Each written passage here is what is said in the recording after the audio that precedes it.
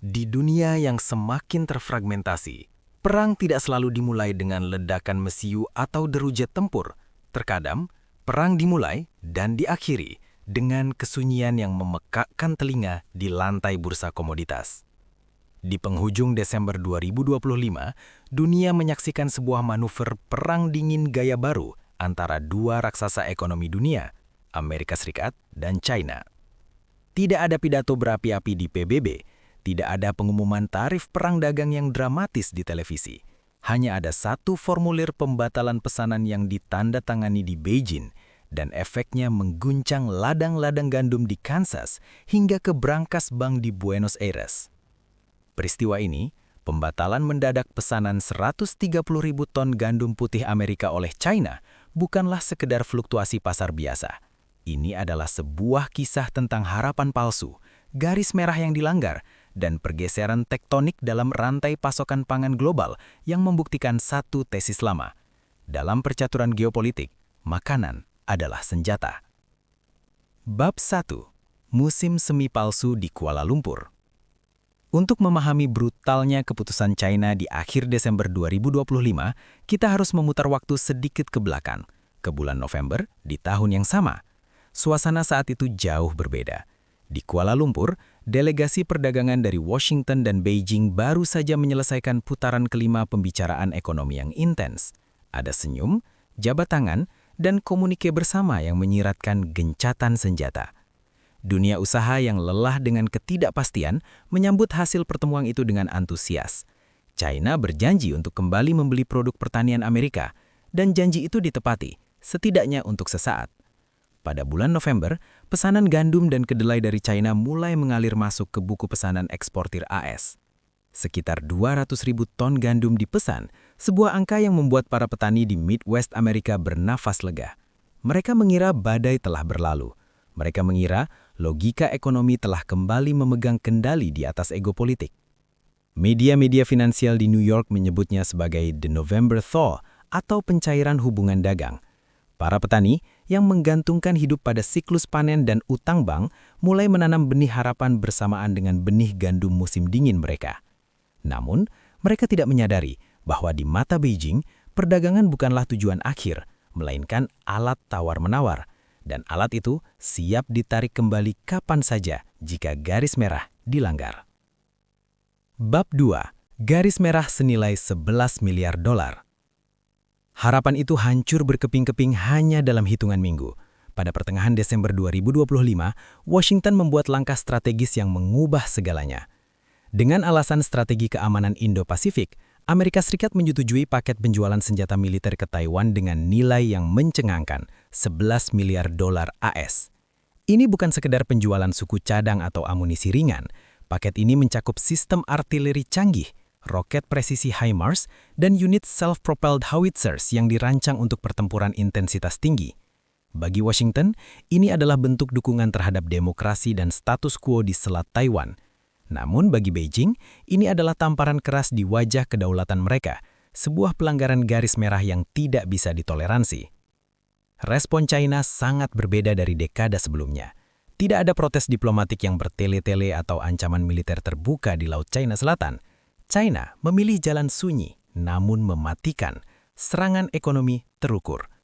Mereka tahu, titik lemah Amerika bukan pada militernya, melainkan pada konstituen domestiknya, para petani di negara bagian merah, basis Partai Republik, yang sangat bergantung pada ekspor pertanian. Tanpa peringatan, pesanan gandum yang baru saja disepakati itu dibatalkan. 130.000 ton gandum putih, soft white wheat, yang sedianya akan dikirim untuk tahun pemasaran 2025-2026 ditolak. Nilainya mungkin hanya sekitar 30 juta dolar, remah roti bagi ekonomi nasional AS, namun simbolismenya sangat kuat. China mengirim pesan, kalian mempersenjatai musuh kami mematikan lumbung pangan kalian. Bab 3. Air mata di Kansas, kemenangan di Buenos Aires. Dampak dari keputusan ini langsung terasa di tingkat akar rumput. Bagi petani di Oklahoma dan Kansas, gandum bukan sekedar komoditas, itu adalah pertaruhan hidup. Gandum putih adalah tanaman yang membutuhkan investasi waktu dan modal yang panjang. Dia ditanam di musim gugur, tidur di bawah salju musim dingin, dan dipanen di musim panas. Ketika pesanan dibatalkan di tengah siklus ini, petani terjebak. Gudang-gudang penyimpanan silo penuh, biaya penyimpanan membengkak, dan harga pasar domestik anjlok karena kelebihan pasokan mendadak. Amerika Serikat, yang selama dekade-dekade memposisikan dirinya sebagai supermarket dunia, tiba-tiba mendapati rak dagangannya ditinggalkan pembeli. Dolar AS yang menguat tajam sepanjang 2024-2025 juga menjadi bumerang. Produk pertanian Amerika menjadi terlalu mahal bagi pembeli global. Namun, faktor harga bukanlah satu sisi mata uang, sisi lainnya adalah kepercayaan. China tidak lagi melihat AS sebagai mitra dagang yang dapat diandalkan atau reliable, melainkan sebagai risiko politik. Lantas, kemana China berpaling? Jawabannya datang dari belahan bumi selatan. Argentina di bawah kepemimpinan Presiden Javier Milei yang pro-pasar muncul sebagai pemenang tak terduga dalam drama ini. Pada saat petani Amerika meratapi nasib, pelabuhan di Rosario, Argentina justru sibuk luar biasa. Sebuah kapal kargo memuat 65.000 ton gandum Argentina berlayar ke China, pengiriman pertama dalam skala signifikan setelah 3 dekade vakum. Ini adalah momen bersejarah. Politik Milei yang memangkas pajak ekspor gandum dari 9,5% menjadi varian yang lebih rendah, dikombinasikan dengan devaluasi peso yang membuat harga gandum Argentina sangat kompetitif, menjadikan mereka alternatif perfect bagi China. Ditambah lagi, Argentina diprediksi mencatat rekor panen raya sebesar 27,7 juta ton di musim 2025-2026. Bagi China, ini adalah win-win solution. Mereka mendapatkan gandum dengan harga lebih murah, kualitas setara, dan yang terpenting, bebas dari bagasi politik yang menyertai setiap butir gandum Amerika. Argentina menawarkan pragmatisme dagang murni, sesuatu yang sangat dirindukan oleh Beijing. Bab 4. Pergeseran struktural dan pelajaran Lituania. Apa yang terjadi di akhir 2025 ini mengingatkan banyak analis pada kasus Lituania beberapa tahun sebelumnya. Ketika negara kecil Eropa itu mengizinkan pembukaan kantor perwakilan Taiwan, China merespon dengan menghapus Lituania dari sistem bea cukai mereka secara efektif. Perdagangan terhenti, investor lari, dan Lituania terisolasi secara ekonomi dari pasar Tiongkok. Namun, kali ini Amerika Serikat merasakan versi yang lebih halus namun berskala raksasa dari strategi yang sama. China sedang melakukan diversifikasi strategis atau de-risking dari ketergantungan pangan terhadap AS. Data menunjukkan tren yang menakutkan bagi petani AS. Pada tahun 2022, impor gandum China dari AS mencapai puncaknya. Namun pada 2023, Australia mengambil alih pasar dengan mengirim hampir 6,9 juta ton. Pada 2025, Argentina dan Rusia mulai masuk ke gelanggang. Impor dari AS terus menyusut menuju ketidakrelevanan.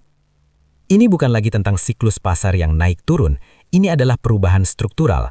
China sedang membangun jalur sutra pangan baru yang melewati Brazil, Argentina, Rusia, dan Australia, sengaja memutar jalan untuk menghindari ladang-ladang Amerika. Tujuannya jelas, memastikan bahwa di masa depan, jika konflik terbuka benar-benar terjadi di Selat Taiwan, Amerika tidak lagi memiliki tuas ekonomi untuk menekan persediaan pangan China. Bab 5. Realitas baru perdagangan global. Memasuki tahun 2026, narasi perdagangan global telah berubah selamanya.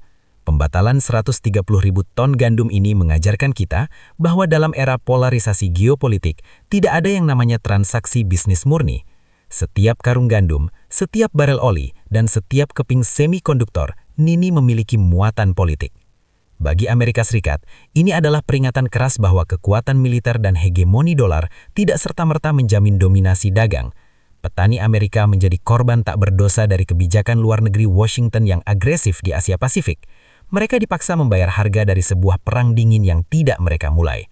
Sementara itu, bagi negara-negara kekuatan menengah seperti Argentina, Brazil, atau bahkan Australia, ketegangan AS-China membuka peluang emas. Mereka bisa menjadi pemasok alternatif yang netral, mengambil keuntungan dari celah yang ditinggalkan oleh perseteruan dua gajah ini. Di penghujung narasi ini, satu hal yang pasti, meja makan global sedang ditata kembali. Amerika Serikat mungkin masih menjadi polisi dunia, tetapi mereka tidak lagi menjadi satu-satunya petani yang bisa memberi makan dunia. China telah menunjukkan bahwa mereka bisa dan akan memindahkan selera makan mereka ke tempat lain jika merasa terancam. Dan di ladang gandum Kansas yang membeku di musim dingin 2025, keheningan akibat pembatalan pesanan itu terdengar jauh lebih nyaring daripada ledakan meriam howitzer manapun. Ini adalah wajah baru globalisasi, terfragmentasi, transaksional, dan sangat berbahaya. Selamat datang di era di mana ketahanan pangan adalah bagian dari doktrin pertahanan nasional.